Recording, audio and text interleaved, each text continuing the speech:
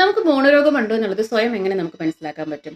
മോണരോഗം അല്ലെങ്കിൽ ജിഞ്ചിവൈറ്റിസ് ഉള്ള കണ്ടീഷനിൽ മോണ ഭയങ്കര റെഡ് കളർ ആയിട്ട് പഫി അപ്പിയറൻസിൽ കുറച്ച് ഗ്ലേസി ആയിട്ട് കാണാൻ പറ്റും. നോർമലി നമ്മുടെ ഗംസ് കുറച്ച് പിങ്കിഷ് കളറാണ്. അപ്പൊ ഇൻഫെക്ഷൻ ഉള്ള കണ്ടീഷനിൽ ഭയങ്കര റെഡ് കളർ ആയിരിക്കും. തൊടുമ്പോഴും അല്ലാത്തപ്പോഴും ഒക്കെ ബ്ലീഡിങ്, ബ്രഷ് ചെയ്യുമ്പോഴൊക്കെ ബ്ലീഡിങ് ഉണ്ടാകും. അതുപോലെ വായ്നാറ്റം, ഇതൊക്കെ മോണരോഗത്തിന്റെ സ്റ്റാർട്ടിങ് കാണുന്ന കുറച്ച് ലക്ഷണങ്ങളാണ്. അപ്പൊ ഈ ഒരു സ്റ്റേജിൽ നമുക്ക് മോണരോഗം ഉണ്ടെന്ന് മനസ്സിലാക്കി ഒരു ഡെന്റിസ്റ്റിന്റെ അടുത്ത് പോയി ട്രീറ്റ് ചെയ്ത് കഴിഞ്ഞാൽ നമുക്ക് മോണരോഗം കറക്റ്റ് ചെയ്ത് ഹെൽത്തി ഗംസിന് തിരിച്ചു കൊണ്ടുവരാൻ പറ്റും. അതേസമയം ഈ ഒരു സ്റ്റേജ് നമ്മൾ അവോയ്ഡ് ചെയ്ത് കഴിഞ്ഞാൽ മോണരോഗത്തിന്റെ കുറച്ചുകൂടി സിവിയർ ആയിട്ടുള്ള ഒരു സ്റ്റേജിലേക്ക് എത്തും. അതാണ് പെരിഡോണ്ടൈറ്റിസ്. അതായത് പല്ലിനെ ബലപ്പെടുത്തി നിർത്തുന്ന എല്ലിനെ എഫക്ട് ചെയ്യുന്ന ഒരു അവസ്ഥയാണിത്. ഈ ഒരു അവസ്ഥയിൽ എത്തിക്കഴിഞ്ഞാൽ പല്ലിന്റെ റൂട്ട് വെളിയിൽ എക്സ്പോസ്ഡ് ആയിട്ട് കാണാൻ പറ്റും. പല്ലിന്റെ മോണയും അതുപോലെ തന്നെ പല്ലിന്റെ കവർ ചെയ്ത് നിൽക്കുന്ന എല്ലും ഒക്കെ താഴോട്ട് പോയി റൂട്ട് എക്സ്പോസ്ഡ് ആയിട്ട് കാണാൻ പറ്റും.